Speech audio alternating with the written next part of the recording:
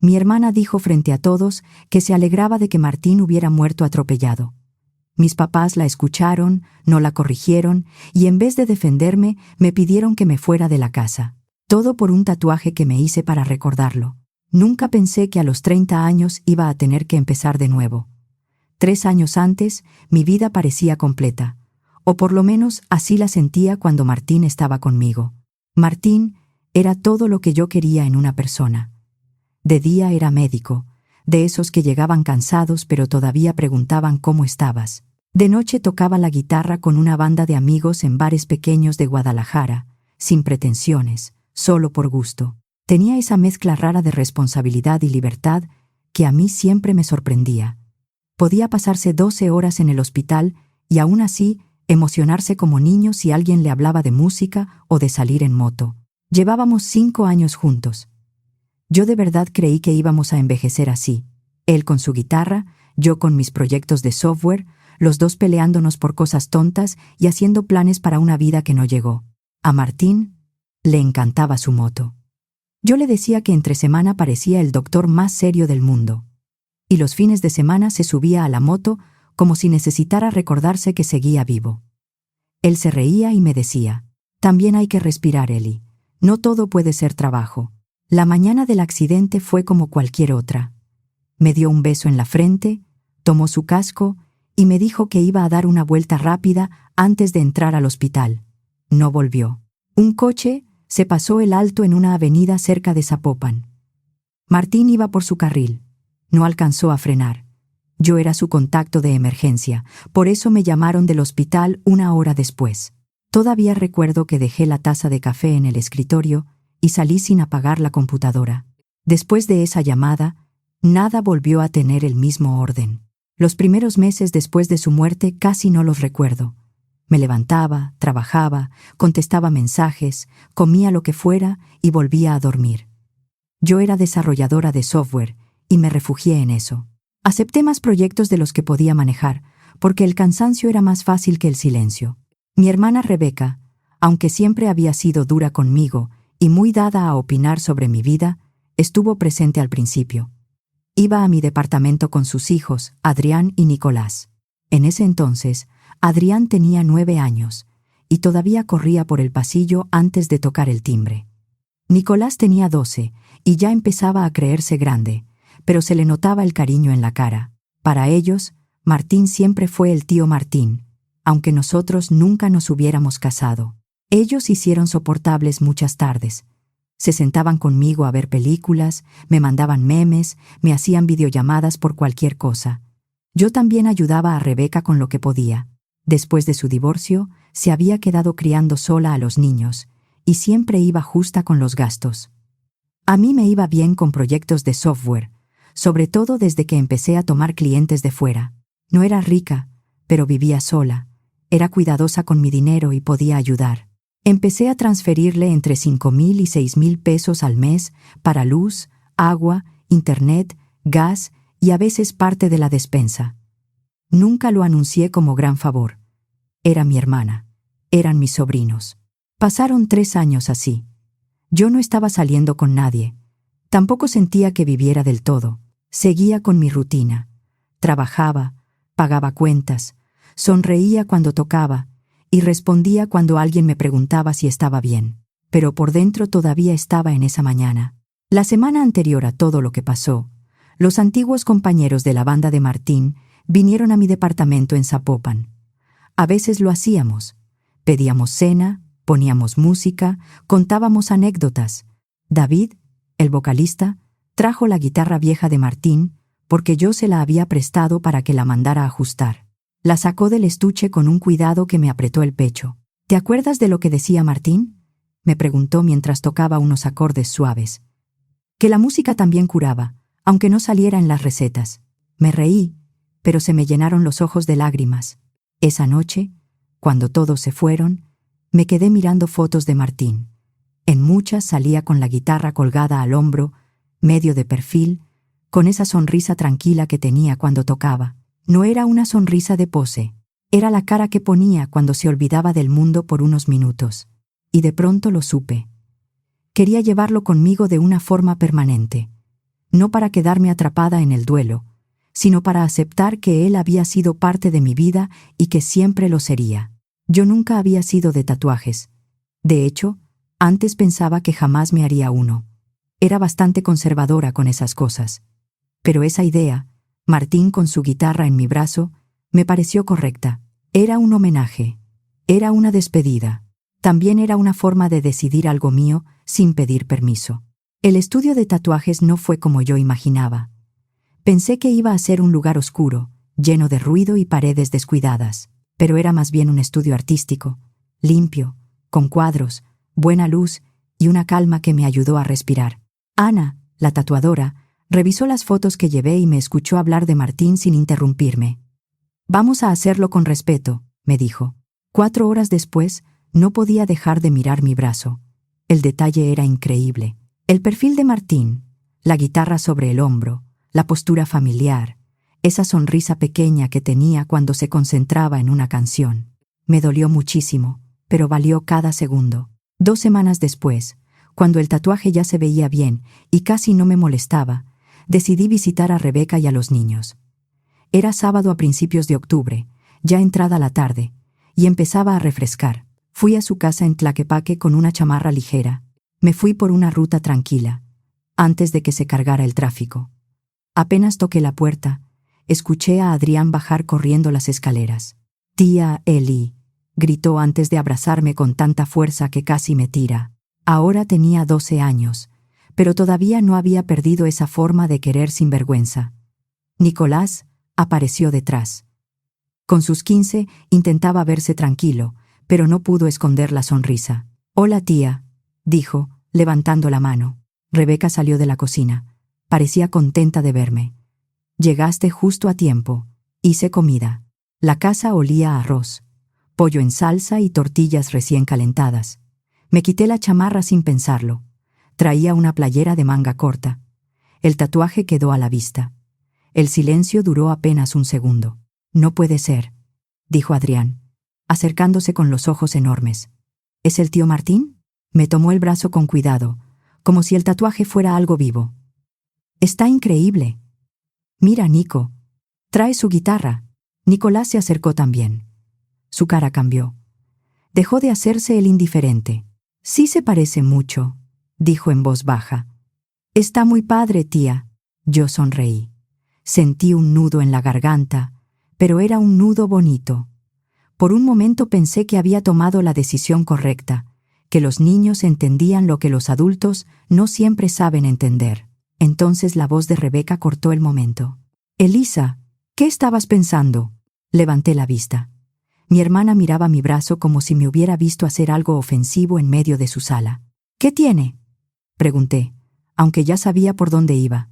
«Eso está horrible», dijo. «No puedo creer que te hayas hecho algo así.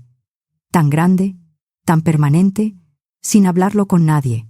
Sentí que me ardía la cara, pero traté de mantener la calma. «Rebeca, no tenía que hablarlo con nadie. Es mi cuerpo. Pero somos tu familia. Y eso no les da derecho a decidir por mí». Adrián y Nicolás se quedaron callados. Yo no quería discutir frente a ellos, así que respiré hondo y me senté a la mesa. Durante la comida, los niños me hicieron preguntas sobre el tatuaje y empezaron a contar sus recuerdos de Martín. Adrián recordó cuando Martín le enseñó 3 acordes en la guitarra. Nicolás contó que una vez, Martín le dijo que para dibujar bien, había que observar más y presumir menos. Rebeca no participó, solo movía la comida en el plato y de vez en cuando miraba mi brazo con disgusto. Rebeca siempre había sido así cuando algo no cabía en su forma de ver la vida. Lo convertía en una amenaza. Aún así, yo no pensé que fuera a llegar tan lejos. Esa noche, como a las 8, sonó mi teléfono. Era mi mamá. En cuanto vi su nombre, supe que Rebeca ya le había contado. «Elisa», dijo mi mamá con ese tono que usaba cuando ya había decidido que yo estaba mal. «Tu hermana me contó lo que hiciste». «Buenas noches, mamá. No empieces. No sé en qué estabas pensando. Un tatuaje así no se hace sin hablarlo con la familia». «Mamá, tengo 30 años.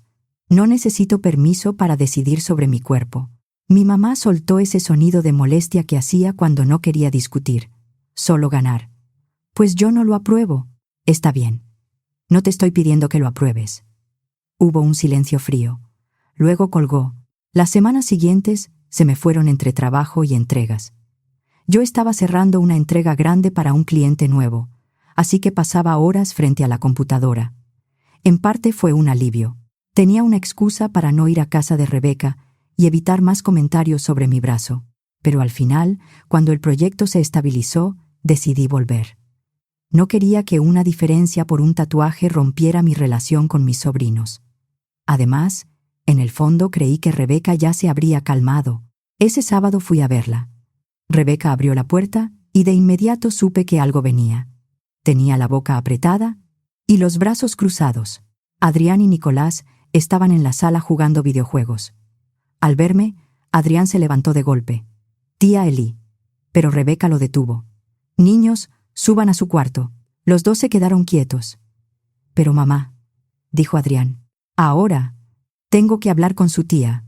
Nicolás miró de mí a su mamá. Luego apagó la consola. Subieron en silencio. La puerta de su cuarto se cerró, y el silencio se sintió incómodo de inmediato. «¿Qué pasa?», pregunté.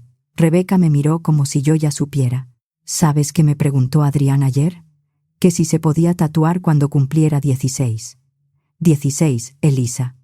Y luego Nicolás salió con que ya estaba viendo estudios de tatuajes en internet. «Rebeca, son menores de edad. No pueden hacerse un tatuaje sin tu permiso. No cambies el tema». «No estoy cambiando el tema. Además, cuando sean adultos, decidirán sobre su cuerpo igual que yo». «Claro», dijo ella, levantando la voz. «Eso es justo lo que les estás metiendo en la cabeza».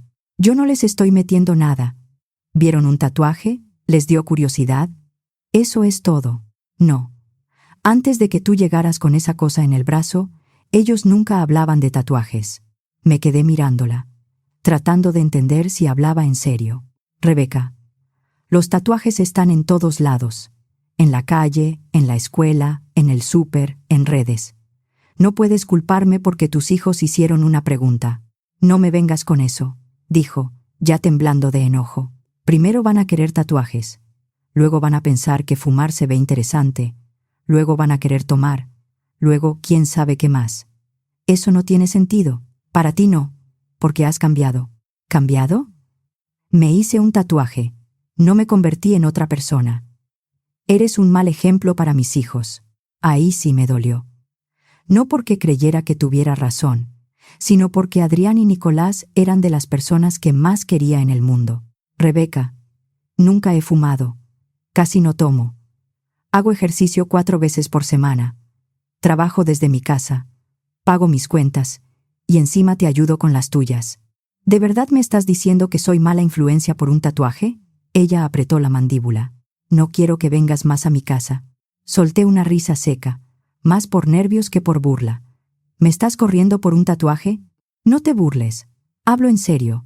No quiero que estés cerca de mis hijos mientras sigas creyendo que esto es normal. Esto es absurdo. Vete, Elisa». Tomé mi bolsa. Me temblaban las manos, pero no quería que lo notara. «Llámame cuando se te pase». Salí de su casa sintiendo que todo era una pesadilla. De regreso a mi departamento, manejé sin poner música. Un tatuaje, una imagen de Martín con su guitarra, se había vuelto el pretexto para tratarme como si yo fuera un peligro. Esa noche pensé en dejar de pagarle los recibos, pero no lo hice. Me dije que los niños no tenían la culpa. Rebeca estaba siendo injusta, sí, pero su situación económica seguía siendo complicada. Así que continué haciendo las transferencias como siempre. Lo que más me dolió no fue eso. Fue que Adrián y Nicolás dejaron de escribirme. Al principio pensé que estaban ocupados. Les mandé mensajes normales. «¿Cómo va el proyecto de ciencias? Nico, ¿ya terminaste el dibujo que me enseñaste?» Nada. Ni una llamada, ni un meme, ni una videollamada de esas que hacían cuando querían contarme cualquier cosa. Ahí entendí que no era olvido. Les habían dicho que no me contestaran. Después, supe por un primo que Rebeca les revisaba el teléfono. Eso me dio más coraje que cualquier insulto. Podía soportar que mi hermana se enojara conmigo. Lo que no podía aceptar era que usara a los niños para castigarme. Pasó más de un mes. Me concentré en el trabajo. Acepté nuevos proyectos. Fui al gimnasio. Intenté no revisar el teléfono cada 10 minutos. Pero cuando empezó diciembre, la tensión familiar volvió a aparecer. En mi familia siempre hacíamos una comida grande antes de Navidad. No era todavía Nochebuena, pero nos reuníamos todos en casa de mis papás. Ponían luces, sacaban el nacimiento, mi mamá preparaba pierna, pasta fría, ensalada de manzana y ponche. Era una tradición. Incluso el 1 diciembre después de la muerte de Martín, cuando yo apenas podía mantenerme de pie, fui. Este año nadie me llamó. Me dije que quizás se les había pasado, que todos estaban ocupados, que mi mamá, por más molesta que estuviera, no me dejaría fuera de una comida familiar. En mi familia se podían guardar silencios durante semanas, pero las fiestas siempre eran el punto donde todos fingían normalidad. Así que hice lo que siempre hacía. Compré regalos. A Adrián le compré la consola que llevaba meses mencionando. A Nicolás, materiales de dibujo profesionales, de esos que quería para su carpeta. A Rebeca, una cafetera buena que había visto en una tienda y no se había comprado porque decía que era demasiado cara para ella. También llevé detalles para mis papás. Manejé hasta la casa familiar con la cajuela llena de bolsas envueltas. Al ver las luces en la entrada y el nacimiento acomodado en una esquina de la sala, sentí algo de alivio. Pensé que quizá, al estar todos juntos, las cosas se acomodarían. Toqué. Mi mamá abrió y se quedó quieta al verme con las bolsas. «Elisa», dijo, con la voz tensa. «¿Qué haces aquí?» Me quedé parada en la entrada. «¿Cómo que qué hago aquí?» «Es la comida familiar. Traje regalos». Mi mamá tragó saliva. «No te invitamos». Sentí que las bolsas pesaban el doble. «¿Cómo que no me invitaron?» Rebeca apareció detrás de ella. «Pensamos que lo ibas a entender». ¿Entender qué? «Que no queremos que vengas a mostrar ese tatuaje y a meterles ideas a mis hijos», dijo. Desde la sala vi a Adrián y a Nicolás. Los dos tenían la vista clavada en el piso. Adrián parecía a punto de llorar. Nicolás tenía los puños cerrados. «¿Siguen con eso?», pregunté. «Han pasado meses. Para ti es solo un tatuaje», dijo Rebeca. «Para mí es una falta de respeto y una señal de rebeldía». «¿Rebeldía contra quién? ¿Contra ti?» Mi papá se removió incómodo en su sillón, pero no dijo nada. Mi papá siempre había sido de los que preferían no meterse, aunque el silencio lastimara más. «Elisa», intervino mi mamá, «tú sabes que en esta familia tenemos ciertos valores». «¿Valores?» «El tío Roberto tiene todo el brazo tatuado. La prima Mariana se tatuó un ave enorme en la espalda el mes pasado, y nadie le dijo nada». «Eso es diferente», dijo mi mamá. «¿Por qué?» Nadie respondió. «Porque yo lo hice sin pedir permiso, ¿verdad?», dije. «Porque todavía creen que tengo que consultarles cada cosa de mi vida». Rebeca levantó la voz. «Porque tus decisiones afectan a los demás». «No, Rebeca. Lo que está afectando a todos es el escándalo que hicieron por mi brazo.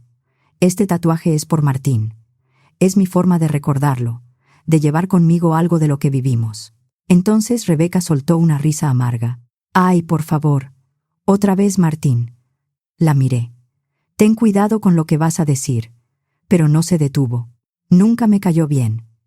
Siempre con su guitarrita, haciéndose el interesante, subido en esa moto como si fuera un muchacho de 20 años. ¿Sabes qué? Me alegra que ese coche se lo haya llevado.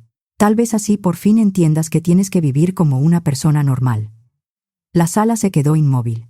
Adrián soltó un sonido pequeño, como si hubiera querido hablar. Nicolás levantó la cara por primera vez. Mi mamá parpadeó, como si también le hubiera parecido demasiado, pero aún así me miró a mí. Mi papá no sostuvo mi mirada. Sentí que el aire se me iba. No podía creer que ella hubiera dicho eso frente a mis papás, frente a los niños, frente a mí. «Discúlpate», dije. Mi voz salió baja pero firme. Rebeca levantó la barbilla. «No me voy a disculpar por decir la verdad». Miré a mi mamá, luego a mi papá. Esperé que alguno dijera algo, que le pidieran a Rebeca que se callara, que le dijeran que se había pasado. Nadie lo hizo.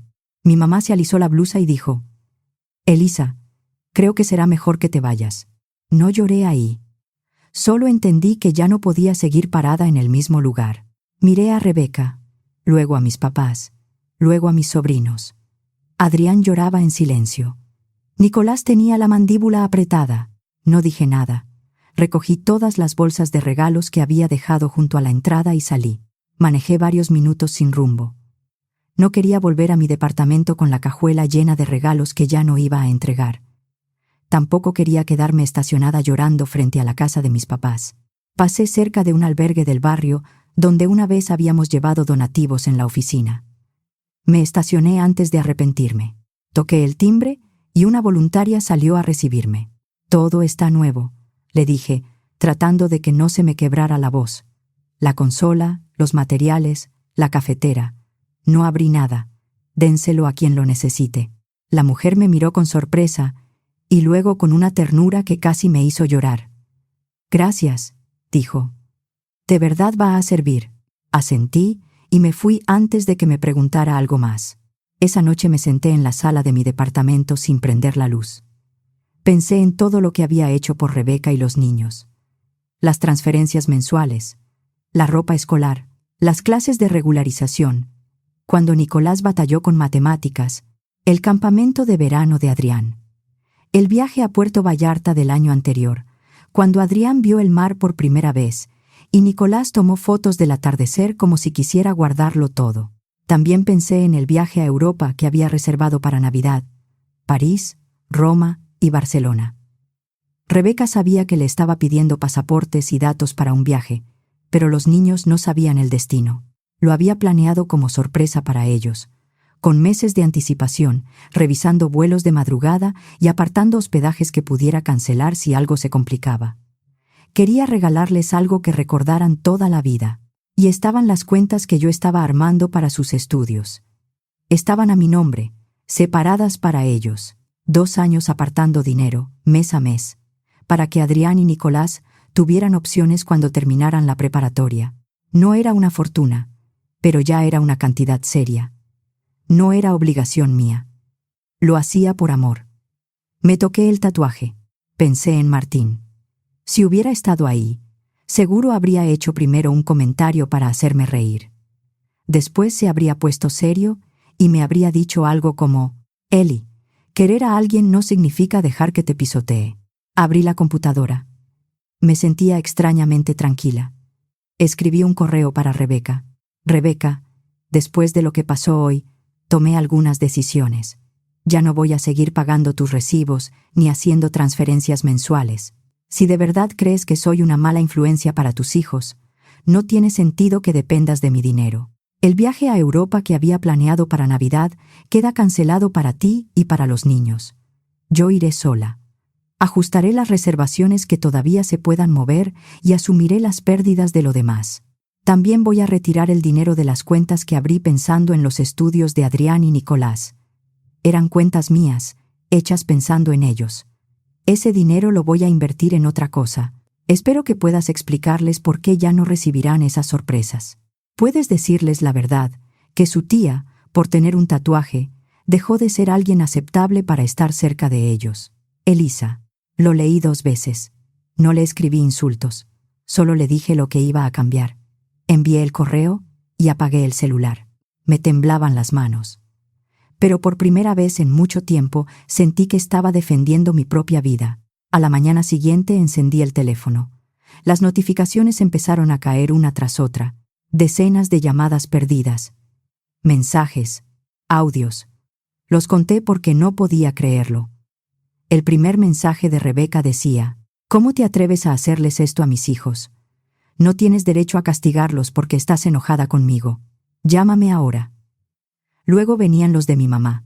«Elisa, esto es egoísmo puro. Te educamos mejor.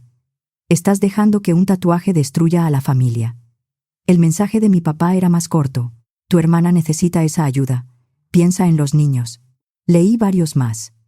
Todos exigían explicaciones. Todos hablaban de la familia. Todos hablaban del dinero. Ninguno mencionaba lo que Rebeca había dicho de Martín. Ninguno decía perdón por no defenderte. Ninguno decía, eso no debió pasar. A media tarde, cuando intentaba trabajar, escuché golpes fuertes en la puerta de mi departamento. «Elisa, abre», gritó Rebeca desde el pasillo. «Tenemos que hablar». Luego escuché la voz de mi mamá.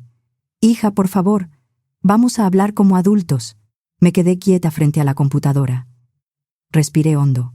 «No quiero hablar con ustedes», dije desde adentro. «Váyanse, por favor». «Estás siendo cruel», gritó Rebeca. «Estás siendo vengativa. Piensa en Adrián y Nicolás». Me puse los audífonos con cancelación de ruido y me encerré en mi estudio. No iba a abrir. No iba a discutir en el pasillo de mi edificio como si yo tuviera que justificar por qué me dolió que se burlaran del hombre que amé. Después de un rato, las voces se fueron apagando. Los días siguientes fueron agotadores. Cada mañana había mensajes nuevos. Tía Laura me llamó para decirme que la familia era lo más importante. El primo Mario me escribió que yo debía ser la madura y arreglar las cosas. El tío Roberto me dejó un audio diciendo que mi mamá estaba muy mal y que yo iba a arrepentirme. Cada vez que alguien decía «familia», yo pensaba lo mismo. La familia no podía ser una palabra que solo servía para exigirme cosas. Si Martín no contaba como familia porque no nos habíamos casado, entonces por lo menos mi dolor tenía que contar. Y si Adrián y Nicolás eran tan importantes para todos, no debieron usarlos para castigarme. A mediados de diciembre, Rebeca me esperó afuera de mi edificio. Era una de esas mañanas secas de Guadalajara, frías a la sombra. Yo iba saliendo con mi mochila cuando la vi junto a la entrada. «Elisa, por favor», dijo, acercándose. «Necesitamos hablar». Intenté rodearla, pero se puso frente a mí. «He pensado en lo que dije de Martín. No debí decir eso. Perdón». Había esperado esa palabra durante semanas, pero en su boca sonó a trámite. «¿De verdad estás arrepentida?», pregunté. «¿O estás arrepentida porque ya no pago tus recibos? ¿Porque el viaje se canceló? ¿Porque las cuentas de los niños ya no existen?». Su cara se endureció. «Eso no es justo. Los niños no tienen la culpa». «No, no la tienen. Pero tú los usaste para castigarme. Les prohibiste hablar conmigo. Me sacaste de su vida por un tatuaje. Yo solo estaba protegiéndolos. No, estabas controlando. No viniste cuando me rompiste. Viniste cuando dejé de depositar». Rebeca apretó los labios. Ese dinero era para su futuro. Lo sé. Yo lo aparté. Yo pensé en su futuro cuando tú estabas demasiado ocupada juzgando mi brazo. «Elisa, no puedes quitarles eso». «Sí puedo. No era tu dinero. No era una obligación. Era un regalo. Eres su tía. Y según tú, soy una mala influencia». Ella no respondió. «Entonces dime, Rebeca, si tan mala soy para tus hijos, también deberías rechazar mi dinero».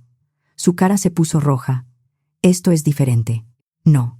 Es la misma lógica. Mi tatuaje los contamina, pero mis transferencias sí pueden quedarse en tu casa».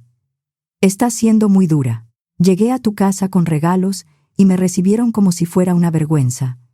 Dijiste que te alegraba que Martín hubiera muerto. Mis papás se quedaron callados.